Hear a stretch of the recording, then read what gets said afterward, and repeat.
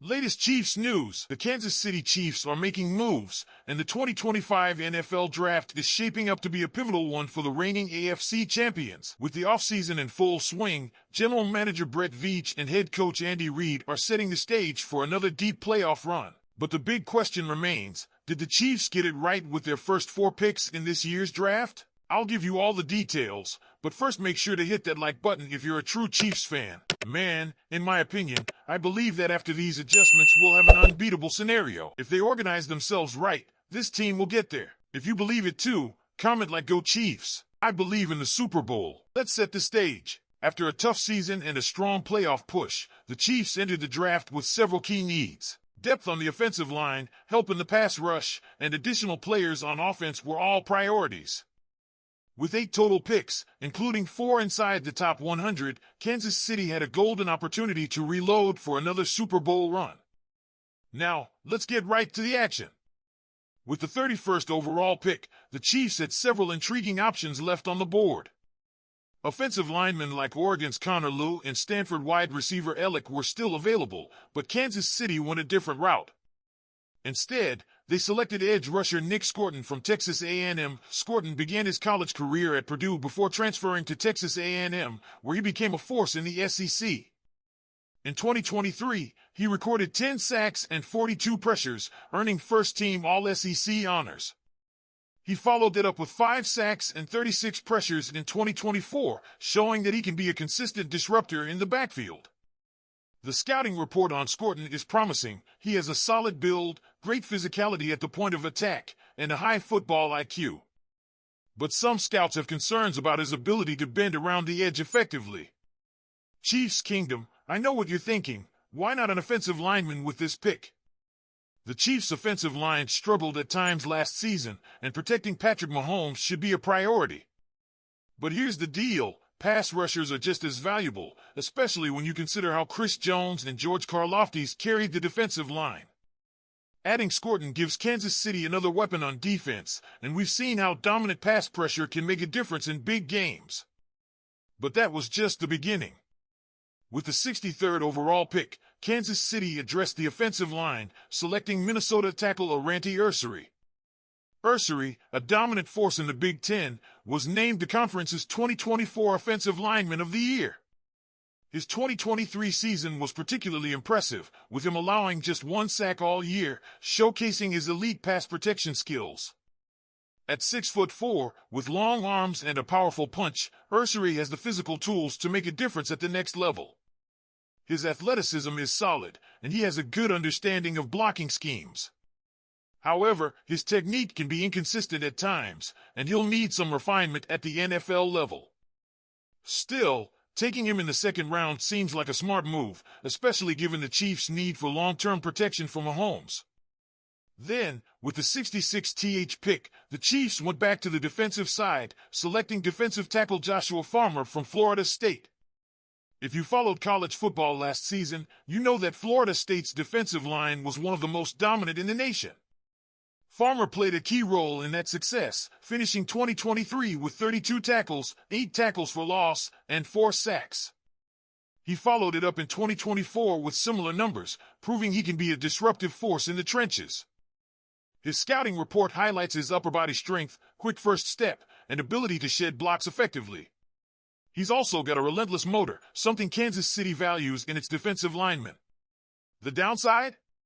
His pad level can get too high at times, which could make him vulnerable against bigger, stronger NFL offensive linemen. But the potential is there, and pairing him with Jones and Scorton could give the Chiefs a formidable defensive front for years to come. Now, here's where things get really interesting. With the 95th overall pick, Kansas City turned its attention to the offensive playmakers, selecting wide receiver T.Z. Johnson from Oregon. If you haven't heard of T.Z. Johnson, let me fill you in. He started his college career at Troy before transferring to Oregon, where he immediately made an impact. In 2023, he exploded for 200 receiving yards and 10 touchdowns, proving himself as one of the best playmakers in the Pac-12. His 2024 numbers dipped slightly, ***, 83 catches for just under 900 yards and 10 TDs, ***, but his talent is undeniable. Here's the kicker. Johnson has elite speed and quickness, making him a serious threat after the catch.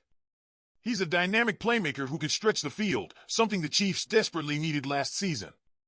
With Rashee Rice's legal troubles still looming and Marquez Valdes-Scantling's inconsistency, adding Johnson could be a game-changer. He's also got a strong connection with former Oregon quarterback Bo Nix, who could be a first-round pick this year. However, there's one concern: his size. Johnson has a thin, wiry frame, which raises questions about his durability in the NFL. Can he handle the physicality of the pro game? That remains to be seen. But his explosiveness and versatility make him a great value pick at this spot. Finally, with the 133 RD overall pick, Kansas City added another weapon to its backfield, selecting running back Rashard Smith from SMU. Now, this pick is particularly interesting because the Chiefs already have Isaiah Pacheco, Elijah Mitchell, and Kareem Hunt in the backfield. So why draft another running back? Simple: Smith brings a different skill set. He's got great acceleration, elusiveness, and vision, making him a dangerous playmaker in space. With Pacheco being the physical, between the tackles runner and Mitchell providing depth, Smith could carve out a role as a change-of-pace back who thrives in passing situations. Plus, we've seen how valuable versatile backs can be in Andy Reid's offense. So now, the big question: how would you grade this draft class so far? Did the Chiefs make the right call taking Scorton over an offensive lineman at 31? Do you like the Ursary pick for the O-line? Will TZ Johnson be the next great Chiefs wide receiver? And what about Farmer and Smith? Are they impact players or depth pieces? One thing's for sure: this draft class is going to generate a ton of debate among Chiefs fans. Some of you are probably fired up about adding another pass rusher in Nick Scorton, while others might be questioning whether the Chiefs should have prioritized an offensive lineman or a wide receiver with that first pick. And let's be real, after last season's struggles in the passing game, a lot of you were hoping to see an explosive playmaker added earlier. But let's take a step back and look at the bigger picture. What do these selections tell us about Brett Veach's draft strategy and what the Chiefs are trying to build for 2025? First, the Nick Scorton pick makes one thing clear: Kansas City is doubling down on defense. The Chiefs' pass rush was solid last season, but Veach and Andy Reid clearly believe you can never have too many pass rushers. Scorton's presence means they now have a young, athletic edge defender who can develop alongside George Karlaftis. And with Chris Jones locked into a new deal, this move ensures that Kansas City's defensive front remains one of the best in the league for years to come. So, what does this all mean for the rest of the draft? Kansas City still has 3 seventh-round picks left, but don't be shocked if they trade back into the 5th or 6th round to target another defensive back or offensive weapon. The Chiefs could still use depth at corner and safety, and it wouldn't hurt to grab another wide receiver to add to the mix. The biggest takeaway from this draft so far? Kansas City is building for the long haul. They're bolstering the trenches, adding to an already scary defense, and giving Mahomes another young playmaker to develop. But what do you think, Chiefs Kingdom? Did Brett Veach make the right moves? Should they have drafted a wide receiver earlier? Do you like the defensive focus, or would you have preferred more offensive firepower? Drop your thoughts in the comments. Would you grade this draft an A, B, C, or lower? Let's hear it.